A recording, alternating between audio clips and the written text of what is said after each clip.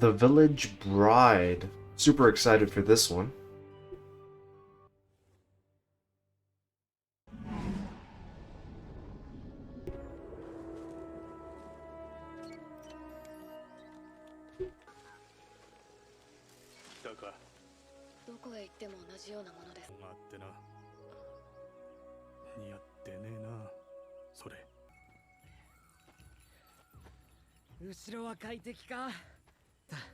Oh, we got a probe droid.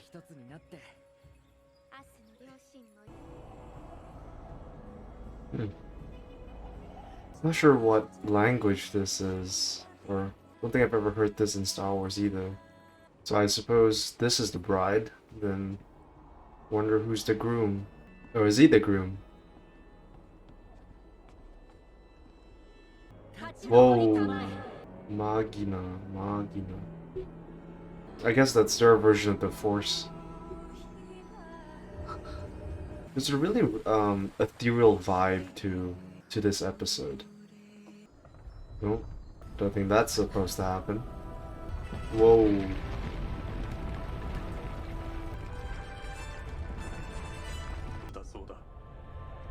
Oh. Wonder what's the cause of those earthquakes, or they're not really earthquakes, they're like it's like the ground is collapsing on itself. Not sure what that is, but sure. Ah, okay, well, classic separatist stuff. So I guess this is sort of set after Revenge of the Sith, because they were talking about the Empire, and they're talking about the Separatists, so it's probably after Revenge of the Sith. You gotta take off your mask to eat, though. That's interesting. Oh. Okay. Oh, okay, that explains it. Damn, she's huge. What?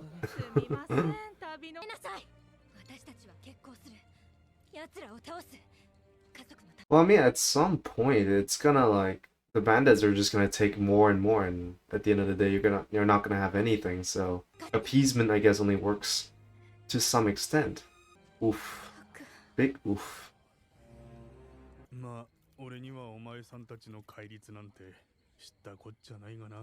The Jedi Code, is that what he's referring to?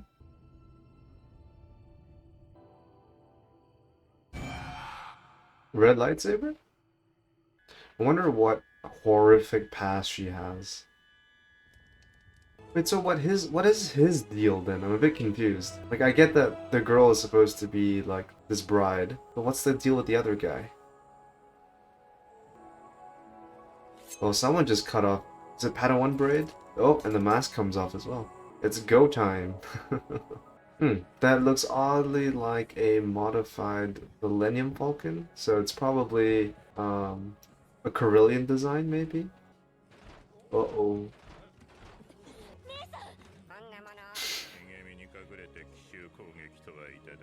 Oh. Execution. Wait. Oh. Hey. Oof. Oof. Some good wisdom right there. Ooh, I'm getting the chills. Green lasers, nice. Dude is so chill. The dude is so chill. Hey yo, what? That's one way to destroy a ship. Oh, okay. It's the control center, right. Very Phantom Menace right there.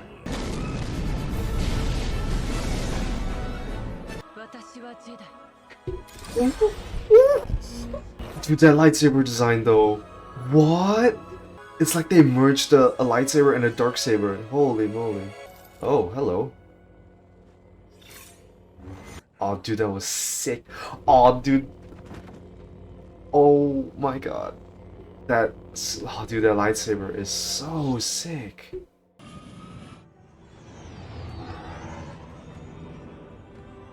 Well, that's that for The Village Bride.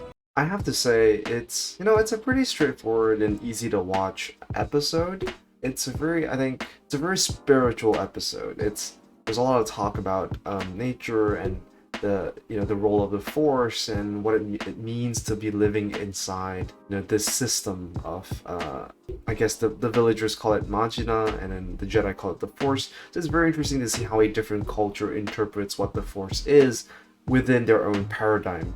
That being said, I really like the aesthetics for her lightsaber. It's so cool. It's fantastic. I love it. And then her shoes when she needs to like move really fast. These are really fine details that really elevate this particular episode. I will say, however, that this episode seems to have gotten the short stick in terms of the budget for animation. There's a lot of moments where they're just stills and they're just moving. It's not a lot of complex animation, which is a little unfortunate, especially when you compare it to the last two or the previous few episodes where the animation is definitely on a much higher level. A little bit disappointing, but it still doesn't take away too much from this particular episode. In terms of character, there's not much to say. It's quite clear that the main character has some sort of traumatic past, but it's not clear as to what it is. And it's a bit unfortunate that this episode doesn't explore as to what that is and what's holding her back. And I think that takes away a little bit from that decisive moment where she decides to intervene as a Jedi, to reclaim her past and her previous role as an active Jedi. So it's a little unfortunate. I would have liked to see a little bit more in terms of her backstory. It's quite clear that it's got something to do with her master, probably maybe guilt regarding the death of her master. And I think it's also mentioned that in this episode that her master came or has some sort of connection with this particular planet, and so it's her revisiting her tragic past in some way. But as I said, it's a little, it's a bit of a mystery as to what that is specifically.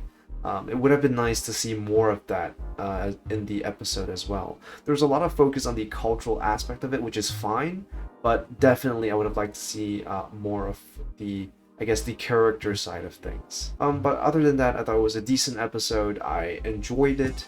I love the lightsaber design. I cannot say that enough. It just looks so cool. And I did notice that the sound design is very similar to how Rey's lightsaber sounds when it activates. That was a pretty neat little detail.